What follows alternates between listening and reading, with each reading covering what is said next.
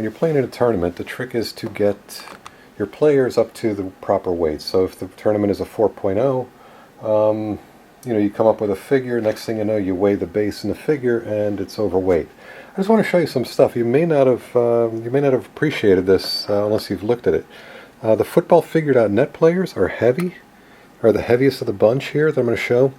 This guy's 259. Again, that's just with a platform and a figure, not even painted. 259. This guy's 250. This guy's 247. So he's got about 2.5 grams. Contrast that with the Tudor. These are the big men, current model big men. It's 2 gram. 203. This guy's a little bit under. So 2.5 for football figure, 2 grams for the Tudor.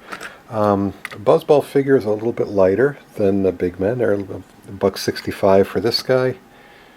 This guy is 1.64 grams. So a little bit lighter. And then you go to the regular, these are Tudor guys probably from the 70s, and the chicken legs most likely, and they're 1.4, so it's a little bit under 1.5. So let me go through the bases now. The lightest ones are, I can't find anything lighter than this. This is the Buzzball Speed Diamond, 0.7. A lot of the other ones, like these rookie bases, are 0.77, very similar. The Pro lines, a little bit heavier, 0.96. If you got a single clip, 0.85. Okay. Klingbile base, these are also, they're about the same as the Tudor bases. I don't know why they look bigger to me, but they're really not. Where you get into the weight is more with the dials. So, again, the heaviest one of the bunch, I think, was this one here. 0.95.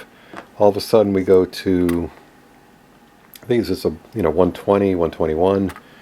This is about the same. So this is a convention base. This is a Pro line. Klingbile dial, again, here is a strong dial base. It's actually a little bit lighter. It's 111, 110, but it's very similar to the other dials. The Buzzball, also similar but a little heavier, 133.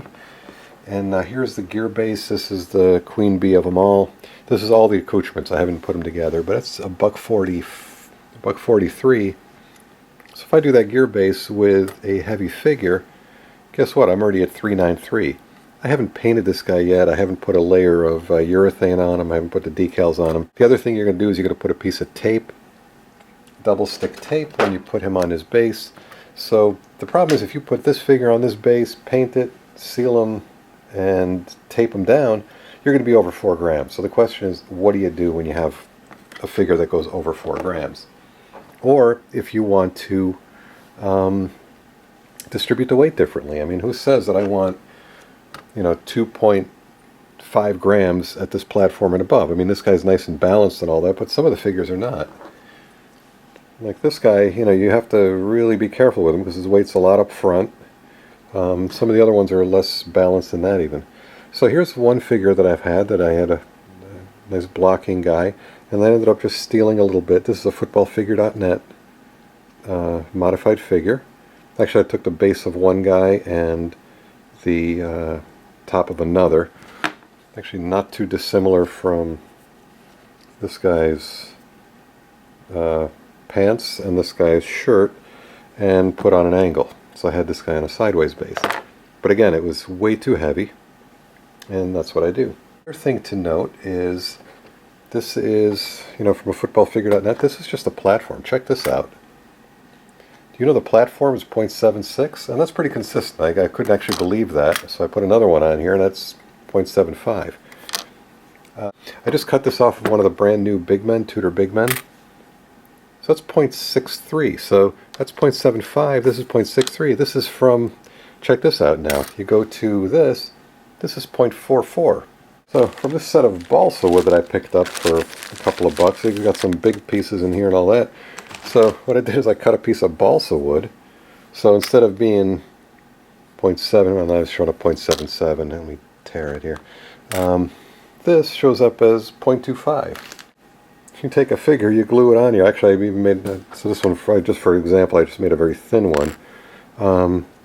Yeah, you can glue it on here. You just saved yourself, what is that, a half a gram? Yeah, 0.26 to 0.78. This is half a gram different. Conversely, if you have a light figure, well, maybe not completely light, but if you have this guy here, this is a Tudor big man. This is actually the original owner of this base, of this platform here.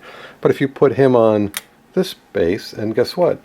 I'm sorry, you put this figure on this platform, he's at the 214 grams versus what he was before, which was, you know, maybe a little bit less, 202. So depending on your figure, you may want to put this on there. So obviously you've seen putty go into the bases in some of the other videos. I mean, here's a sideways base I've done this way here. So I've packed it in. So there are two kinds of putty I like to use. One is this, the blue stick. They make a yellow one too, so blue is not important. And there's something called Tungsten Putty. And here actually I've used this tub for mixing. So what I do is I take a little, the Tungsten Putty is sort of soft, but it's very heavy. So like, if I were to look at this blob of blue, that's 2.17. This is maybe a slightly bigger, but it's, you know, 16.3. Take maybe 3 parts of the blue stuff, 1 part of the tungsten putty, and mix it together. So actually I'm running low, so I'm going to have to do that shortly. By varying the mixture here, you can see this one's got like some streaks of dark in the putty. This one I've got so much putty in here, I probably want to go more tungsten because it takes up less space. The other thing you could do, and this is something I do for Invisibases, the putty doesn't stick that well on here, so what I did is I used what's called lead tape. And lead tape is sold in these rolls, and I apologize, the end of mine got kind of ratty, but it's still good. They use this for golf clubs and tennis clubs, like, you know, if your club, if you want to make it a little bit heavier or change what they call the swing weight. It's very thin. It comes with an adhesive back. So here I just cut off a piece, I just cut off a piece about the size of a base, maybe a little bit too big. So you could do two things. One, you could attach it, you know, I'd take my fingernail, I'd pull this off, and it's a little bit sticky, and it would stick to the bottom of the base. So one strip adds a little bit, so that's 0.44, so that's not bad. You can see with this guy I got him up to 398, and what I did was I purposely didn't make it the size of the Invisibase. I wanted to have a little bit more weight forward. Legal to put it under the platform and then put your guy on the base, and that's perfectly fine.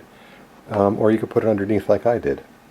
Other things you can do, so for example, if you've got this big figure, what you could do is you can kind of cheat, and you can see this guy here. I think I ended up cutting down a little bit under his in his legs. I think I may have ended up cutting, you know, for example, if I wanted to shorten his legs here, I could cut it, you know, maybe a little bit here and a little bit here, lose 1/4 of an inch, or maybe lose 1/8 of an inch here, maybe lose 1/8 of an inch in a leg. I've also taken guys and shortened their torso, and this one looks horrendous, but you see what I did here. Basically, he's this tall, you'd think he'd be a monster, but then he's only got a very short torso. And that's how I got this guy up to weights, because what I wanted to do is put on a gear base on him. And again, if you haven't seen some of my other videos, the gear bases come with a whole bunch of dials and a cover, which I like to get rid of. For testing, if you've been watching my videos, this is my 4.0 Invisibase. What I do is I just, rather than putting it underneath here, I just temporarily put it here. This is a great way to test whether the weight in the center, the weight up front, where would be a better place to apply it. It's just easier to deal with up here, and I think the physics of it aren't that much different whether it's above or below the base. So finally I have this figure here, which is, you know, a football figure net. I've got the blitzer on a wide guy with a wide stance. And I put him sideways. He's a very nice base. So he's very top heavy. He tends to plop over, especially the fields that are made to play for 4.0 gram weight player. So what I did is I stuck a Dremel bit into his side here, and I kind of went up. I tried to maybe even go in near his head, this way. So I've got a little holder repair, but I've hollowed out a bit of the top. So what I can do is, by getting the figure a little bit lighter here, I can add the weight down here for stability. Now, you think this is okay? I could probably figure out a way to patch that. All I saved by doing this was maybe 0.3 of a gram. I'd be much better off. Well, again, by putting on a light platform isn't going to help me because I really want the weight down low where the platform is. So I suppose I could put on a balsa wood platform and put the additional weight underneath here, maybe move the center of gravity a little bit lower. I guess for this guy every little bit will help. But in the meantime I still have to pack it with something, so that, 3 or 4 tenths I lost, I'm probably going to add another, 1.5 tenths right there. So that's all about weighting figures and getting them up to 4 grams or down to 4 grams.